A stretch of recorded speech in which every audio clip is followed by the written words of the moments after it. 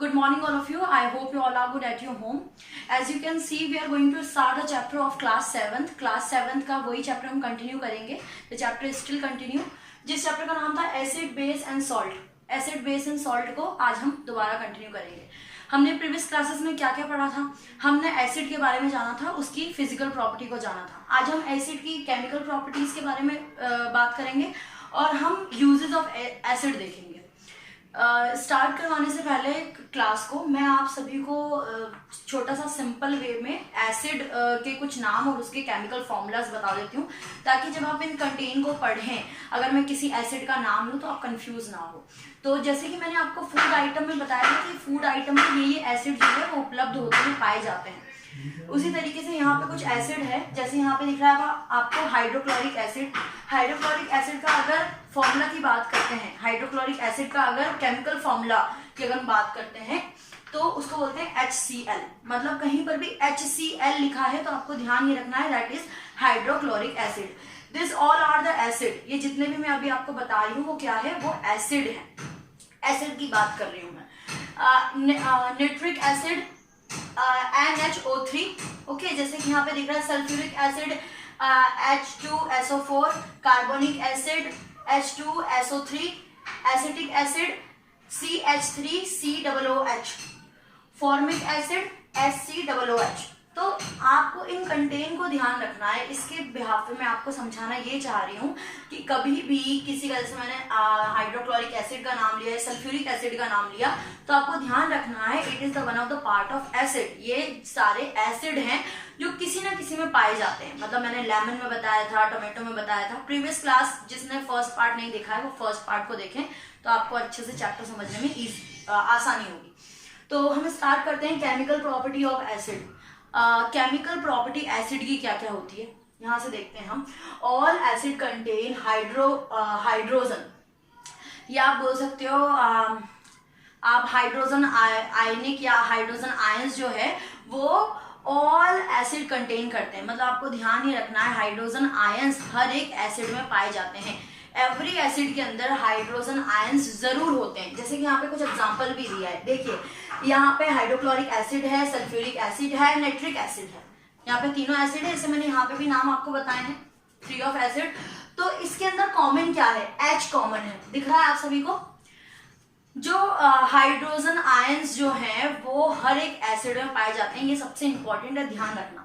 यहाँ पर भी आपको हर एक में H दिख रहा है, यहाँ H, यहाँ एक, यहाँ हाइड्रोजन का आयंस जो है वो हर एक में पाया जाता है. हर एक में, दैट मीन्स हर एक एसिड में हाइड्रोजन का आयंस पाया जाता है. एसिड की बात हो रही है यहाँ पे, क्योंकि मैं एसिड का कंटेंट पढ़ा रही हूँ. केमिकल प्रॉपर्टी जो है आपकी एसिड की चल रही है. तो पहली लाइन हमें ये बोलती है कि हर एक एसिड के अंदर हाइड्रोजन आयंस उपलब्ध होते हैं. जैसे कि यहाँ पे कुछ एग्जाम्पल भी मैंने आपको शो करवाए हैं. Acid react with carbonate to release carbon dioxide. कभी भी एसिड जो है कार्बोनेट के साथ रिएक्ट करता है, कार्बोनेट के साथ कभी भी एसिड रिएक्ट करता है तो कार्बन डाइऑक्साइड को रिलीज करता है. ओके, जैसे आपका एक्सटिंग्विशर होते हैं, जैसे कि फायर एक्सटिंग्विशर की अगर मैं बात करूं तो आग बुझाने वाले जो होते हैं उनमें मोस्टली इसका इस्तेमाल किया जाता है. Okay, hydrogen react with metal produce salt. ध्यान ये रखना है, हाइड्रोजन कभी मेटल के साथ रिएक्ट करता है तो क्या वो प्रोड्यूस करता है, वो सॉल्ट का प्रोडक्शन करता है, सॉल्ट प्रोड्यूस करता है. ये हमारे केमिकल प्रॉपर्टी है किसकी, एसिड की. वहीं हम बात करते हैं यूज ऑफ एसिड. एसिड का यूज क्या क्या होता है, तो यहाँ पे हम कंटेन को क्लियर कर देते हैं. एसिड का यूज क्या क्या होता है, तो यहाँ पे आपको दिख रहा है sulphuric acid, nitric acid in the manufacturing of dyes, paint, fertilisers and drugs. तो ध्यान ये रखना है, आपको बहुत अच्छी तरीके से समझना है. हम एसिड के यूजेस को बता रहे हैं कि एसिड के यूज क्या क्या होते हैं. तो एसिड का यूज, पहला यूज, ये मैंने जो बात अभी 2 चीज जो ली आपकी, ये क्या है, एसिड है. सल्फ्यूरिक एसिड या नाइट्रिक एसिड दोनों ही क्या है, एसिड है. और इन दोनों का इस्तेमाल किसमें किया जाता है, रंग बनाने में, पेंट बनाने में, फर्टिलाइजर, जो कि आपने अगर क्रॉप प्रोडक्शन का चैप्टर पढ़ा होगा, you should know about the fertiliser. तो फर्टिलाइजर क्या होता है कि जब भी आपकी मिट्टी की उर्वरकता जो होती है उसमें कमी आ जाती है तो हम फर्टिलाइजर यानी कि खाद को डाला जाता है, मैन्यूर या फर्टिलाइजर डाल के उसकी उर्वरकता को बढ़ाया जाता है. तो ये खेती में इस्तेमाल किया जाता है. तो ये किससे बनता है, सल्फ्यूरिक एसिड से या आपका सल्फ्यूरिक एसिड से, नाइट्रिक एसिड से। ये फर्टिलाइजर, ड्रग्स जो इस्तेमाल किए जाते हैं, ड्रग्स, फर्टिलाइजर, पेंट, डाई, ये सारी चीजें आपकी एसिड से रेडी की जाती है। और कौन सी एसिड से रेडी की जाती है मैंने यहाँ पे बताया। नेक्स्ट है sulphuric acid is used in the automobile industry. जो आपकी गाड़ियां बनती है, कार हो गई, बस हो गई है, जितनी भी आपकी ऑटोमोबाइल इंडस्ट्रीज है, उसमें किस एसिड का इस्तेमाल किया जाता है? तो उसमें सल्फ्यूरिक एसिड का इस्तेमाल किया जाता है। Should have to know this things. Sulphuric acid का इस्तेमाल जो है वो ऑटोमोबाइल इंडस्ट्रीज में किया जाता है। और ऑटोमोबाइल इंडस्ट्रीज और रिफाइनिंग पेट्रोलियम की रिफाइनिंग के लिए, उसकी साफ सफाई के लिए, रिफाइनिंग के लिए भी किसका इस्तेमाल किया जाता है? सल्फ्यूरिक एसिड का इस्तेमाल किया जाता है। और इन्वर्टर बैटरीज में भी सल्फ्यूरिक एसिड का, यहाँ पे तीन चीजों की बात हुई है। तीन मतलब एसिड, सल्फ्यूरिक एसिड है, उसका 3 जगह कहाँ इस्तेमाल किया जाता है? देखिए, इन्वर्टर बैटरीज में इस्तेमाल किया जा रहा है, और आपका ऑटोमोबाइल इंडस्ट्रीज में इस्तेमाल किया जा रहा है, रिफाइनिंग ऑफ पेट्रोलियम में इस्तेमाल किया जा रहा है। ये सारे एसिड के यूज बता रहे हैं हम कि एसिड जो आप एसिड, अगर खट्टे की बात करें, आप बहुत जैसे कि जूनियर क्लासेस में होंगे तो आपको सिर्फ फूड आइटम में एसिड का जिक्र हुआ है, लेकिन यहाँ पर हम बहुत सारी ऐसी चीजें होती है जहाँ पे एसिड बहुत ही महत्वपूर्ण रोल को अदा करता है। Hydrochloric acid is used for the purification of the salt.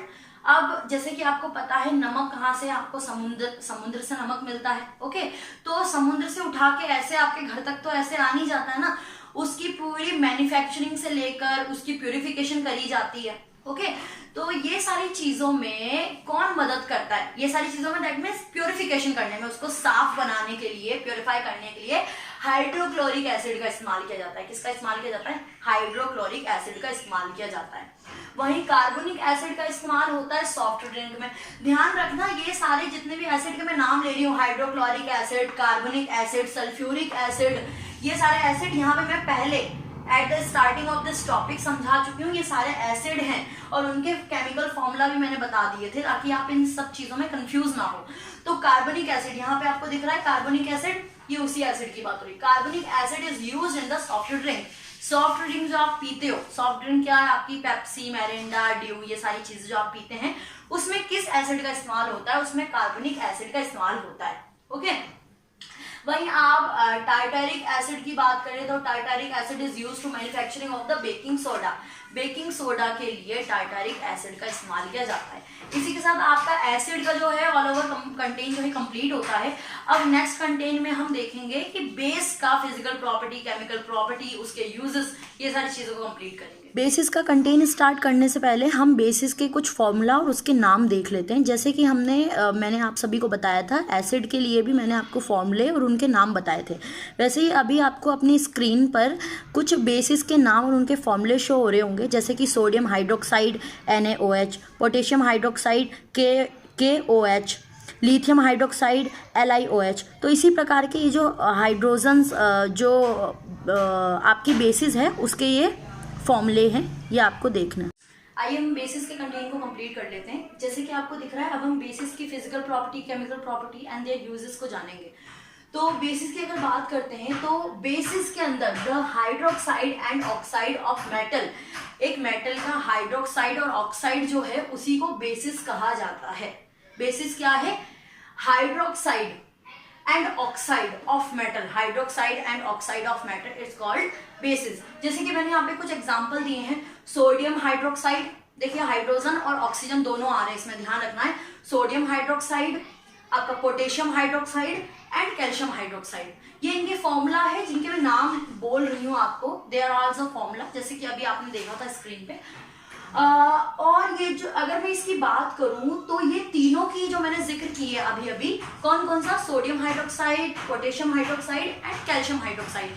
This three of, ये तीनों ही वाटर के अंदर सॉल्यूबल होते हैं, यानी वाटर में घुल जाते हैं। लेकिन अगर मैं आपको इंपॉर्टेंट बात बताऊं बेसिस से जुड़ी हुई, तो बेसिस ऐसे कंपोनेंट होते हैं या बेसिस वो होते हैं जो कि पानी में आसानी से घुलनशील नहीं होते, सॉल्यूबल नहीं होते, सिवाय इन तीनों के। ये तीनों ऐसे बेसिस होते हैं जो कि पानी में घुल जाते हैं। यहाँ पे क्या लिखा है? Bases that are soluble in water is called the alkalis. ध्यान ये रखना है कि कभी भी कोई पूछे एल्कालिस क्या होता है, वो बेसिस जो कि पानी में, जैसे कि मैं इसको यहाँ पर सोडियम हाइड्रोक्साइड भी बोल सकती हूँ और इसको एल्कालिस भी बोल सकती हूँ, मैं इसको पोटेशियम हाइड्रोक्साइड भी बोल सकती हूँ, एल्कालिस भी बोल सकती हूँ। तो वो बेसिस जो कि पानी में घुल जाते हैं बड़ी आसानी से, उनको कहा जाता है एल्कालिस। एक बार और पढ़ लेते हैं, bases that are soluble in water, bases जो कि पानी में घुल जाते हैं उनको एल्कालिस कहा जाता है। Since all bases are not soluble in water, जैसे कि मैंने अभी थोड़ी देर पहले बताया, हर बेसिस वाटर के अंदर सॉल्युबल नहीं होते, ठीक है, सिवाय इन तीनों के। चलिए हम इसकी अब फिजिकल प्रॉपर्टी देख लेते हैं। तो ये तो हमने बेसिस की बात कर ली, and there is the physical property of bases. तो फिजिकल प्रॉपर्टी ऑफ बेसिस के अंदर पहले पॉइंट हमसे क्या बोलता है, bases are soapy to touch and the bitter to test.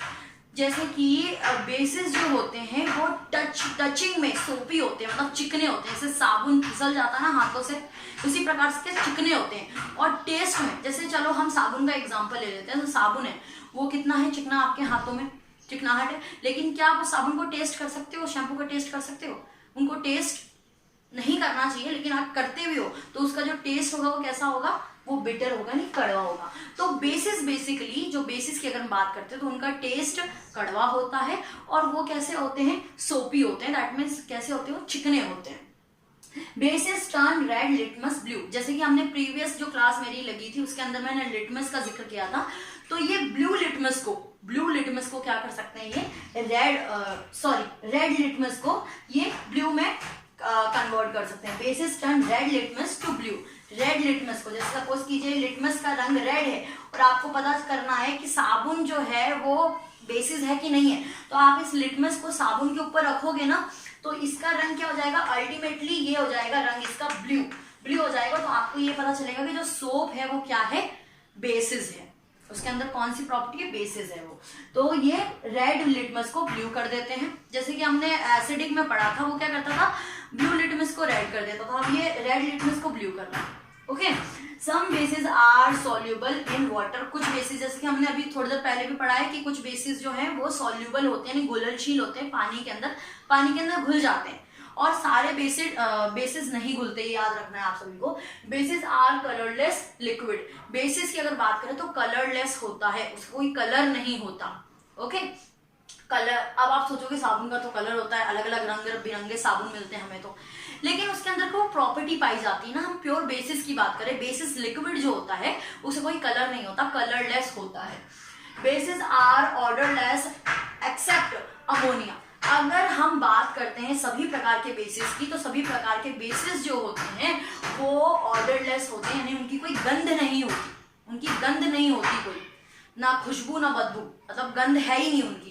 और सारे बेसिस ऐसे नहीं होते हैं, यहाँ पे लिखा है एक्सेप्ट अमोनिया, अमोनिया को छोड़कर बाकी के बेसिस जो होते हैं वो ऑर्डरलेस होते हैं, बिना गंध के होते हैं। अब हम केमिकल प्रॉपर्टी देख लेते हैं, थोड़ी बहुत है, इसको कंप्लीट कर लेते हैं। केमिकल प्रॉपर्टी ऑफ बेसिस की केमिकल प्रॉपर्टी क्या होती है, स्टार्ट करते हैं। All basis contain hydroxyl group, यहाँ पे OH प्लस था एसिड के अंदर, यहाँ पे OH माइनस है, तो हर बेसिस जो है वो क्या कंटेन करता है, उसमें आपने देखा था आयंस कंटेन कर रहा था, हाइड्रोजन आयंस, वैसे यहाँ पे हाइड्रोक्सिल ग्रुप को कंटेन करता है। Okay, bases react with the acid to form the salt and water, जब भी बेसिस का रिएक्शन एसिड के साथ हो रहा है, ठीक है, कड़वा खट्टा मिल रहा है, बेसिस का रिएक्शन किसके साथ हो रहा है, एसिड के साथ हो रहा है, तो उस वक्त क्या वो फॉर्म करता है, वो फॉर्म करता है नमक और पानी, क्या फॉर्म करता है, नमक और पानी का फॉर्मेशन करता है, वो फॉर्म करता है। This reaction is known the neutralisation reaction, तो ध्यान रखना, मैं ये भी सवाल पूछ सकती हूँ स्कूल में कि न्यूट्रलाइजेशन क्या होता है। तो न्यूट्रलाइजेशन में आपको सिंपल और साधारण शब्दों में ध्यान ये रखना है, जब भी खट्टा यानी बेस एसिड के साथ रिएक्ट कर रहा है, ये जो रिएक्शन हमारा बन रहा है वो रिएक्शन क्या कहलाएगा, neutralization. What is neutralization, when acid react with base और base react with acid, it's reaction is called the neutralization. तो ये रिएक्शन क्या कहलाता है, न्यूट्रलाइजेशन कहलाता है। ये आपका जो है बेसिस का टॉपिक कंप्लीट हो गया। अब हम उसके यूजेस को देख लेते हैं। यहाँ पर हम बेसिस के लास्ट टॉपिक कंप्लीट कर लेते हैं, जो कि बेस यूजेस ऑफ बेसिस है। यहाँ पर हम बेसिस के यूज को जानेंगे कि बेसिस का यूज क्या क्या होता है। तो फर्स्ट आपको दिख रहा है यहाँ पर सोडियम हाइड्रोक्साइड। सोडियम हाइड्रोक्साइड को कोस्टिक सोडा भी कहा जाता है। सोडियम हाइड्रोक्साइड का इस्तेमाल जो है वो सोप यानी कि साबुन बनाने में किया जाता है। यहाँ पे लिखा है used in the manufacturing of soap, यानी साबुन बनाने में कॉस्टिक सोडा यानी कि आपका सोडियम हाइड्रोक्साइड का इस्तेमाल किया जाता है। अगर नेक्स्ट बात करें, sodium hydroxide is used to in petroleum refining, petroleum की रिफाइनिंग के अंदर भी इसका इस्तेमाल किया जाता है। इंडस्ट्रियल क्लींजर के अंदर, इन मेडिसिन। ध्यान से समझना है आपको, जो सोडियम हाइड्रोक्साइड है उसका इस्तेमाल एक तो साबुन बनाने में, दूसरा आपका पेट्रोलियम की रिफाइनिंग के अंदर इस्तेमाल किया जाता है। इंडस्ट्रियल क्लींजर में, क्लीनर जो होता है इंडस्ट्रियल क्लीनर, जो कि मेडिकल में इस्तेमाल किया जाता है, उसमें इस्तेमाल किया जाता है, और मेडिसिन के लिए भी इस्तेमाल किया जाता है। वही हम कैल्शियम हाइड्रोक्साइड की अगर हम बात करते हैं तो कैल्शियम हाइड्रोक्साइड का इस्तेमाल manufacture of the bleaching powder, bleaching powder जो उपलब्ध होते हैं, ब्लीचिंग पाउडर के मैन्युफैक्चर यानी ब्लीचिंग पाउडर बनने में आपका कैल्शियम हाइड्रोक्साइड का इस्तेमाल हो रहा है। That all are bases. ध्यान रखना है आपको, बेसिस की बात हो रही है यहाँ पे। फंजाइसाइड, फंजाइसाइड में यानी कि फंजा जैसे बैक्टीरिया को मारने के लिए इसका इस्तेमाल किया जाता है।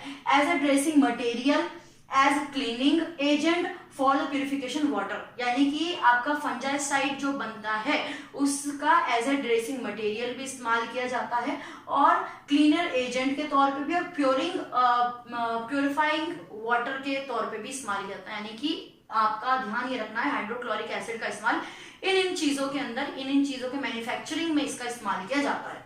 वही हम अमोनियम हाइड्रोक्साइड की बात करते हैं। अमोनियम हाइड्रोक्साइड का इस्तेमाल जो है इंक का रिमूवर बनाने में इस्तेमाल किया जाता है। इंक रिमूवर जो होता है, इंक को रिमूव करने का जो काम करता है, उसमें किसका इस्तेमाल किया जाता है? अमोनियम हाइड्रोक्साइड का इस्तेमाल किया जाता है। वही हम सोडियम कार्बोनेट का बात करें तो सोडियम कार्बोनेट का इस्तेमाल वॉशिंग सोडा बनाने में किया जाता है। किसका इस्तेमाल? सोडियम कार्बोनेट का इस्तेमाल वॉशिंग सोडा बनाने के लिए किया जाता है। वहीं आप सोडियम कार्बोनेट, दैट्स ओके। फिर हम बात करते हैं इंडिकेटर क्या होता है। तो मैंने आपको at the starting this chapter मैंने आप सबको बताया था हम इंडिकेटर के बारे में जानेंगे। तो हम पहले डेफिनेशन देख लेते हैं, फिर मैं आपको समझाऊंगी इंडिकेटर एग्जैक्ट क्या है। An indicator is a substance, indicator वो सब्सटेंस होता है that change colour when brought in the contact with the acid और बेसिस। इंडिकेटर वो सब्सटेंस होता है जो कि किसके कांटेक्ट में आने पर, एसिड के या बेस के कांटेक्ट में आने पर अपना कलर चेंज कर देता है, वो इंडिकेटर कहलाता है। अब आप सोचोगे इंडिकेटर जो है केमिकल प्रक्रिया द्वारा बनता है। आप नेचुरल इंडिकेटर का एग्जांपल हम बहुत ही साधारण एक टर्मरिक यानी कि हल्दी ले लेते हैं। आपका डेली लाइफ में जो मम्मी करती है, आपके कपड़े धोती है, उसी का एक साधारण सा एग्जांपल देना चाहूंगी। जैसे सपोज कीजिए, देखिए इंडिकेटर तो मैंने आपको डेफिनेशन बताई। इंडिकेटर वो सब्सटेंस होता है जो कि एसिड यानी कि खट्टे के और बेसिस के कांटेक्ट में जैसे ही आता है वो अपना कलर चेंज करता है, चाहे वो कुछ भी हो, कोई भी सब्सटेंस हो, अगर वो कलर चेंज कर रहा है तो उसको हम इंडिकेटर बोल सकते हैं। जैसे सपोज कीजिए, जैसे कि आप के रसोई के अंदर सबसे ज्यादा जो उपलब्ध की गई, हम हल्दी की बात कर रहे हैं, टर्मरिक जो होती है जिसको हम एज ए स्पाइस इस्तेमाल करते हैं सब्जियों में, तो टर्मरिक का अगर दाग आपके सफेद कपड़ों में लग जाता है तो उस पर धब्बा क्या होता है? येलो कलर का होता है, यानी पीला कलर का धब्बा होता है।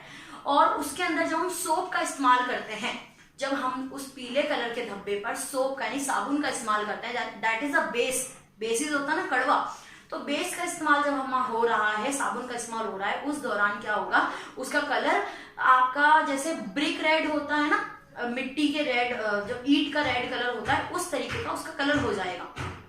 ठीक है, उसका कलर क्या हो जाएगा? चेंज हो गया। तो हम नेचुरल इंडिकेटर क्या बोल सकते हैं? हल्दी एक नेचुरल इंडिकेटर है। वहीं आप सपोज कीजिए कि उसका कलर जो रेड हो चुका है, अगर हमने उसमें लेमन का कुछ जो ड्रॉप है वो पोर कर दिए, वो एक आध ड्रॉप डाल दिए, तो उसका कलर दोबारा येलो हो जाएगा, मतलब कलर चेंजिंग। जो भी सब्सटेंस के संपर्क में आने पर, जो भी सब्सटेंस जो कि किसके संपर्क में आने पर, एसिड या बेस के संपर्क में आने पर अपना कलर को चेंज करता है, वो इंडिकेटर कहलाता है। इसी के साथ हमारा जो चैप्टर है पूरा वो कंप्लीट होता है। आप सबको अच्छा लगा है तो कमेंट करें, लाइक करें, सब्सक्राइब करें। आई होप ये आपको ये चैप्टर समझ में आया होगा।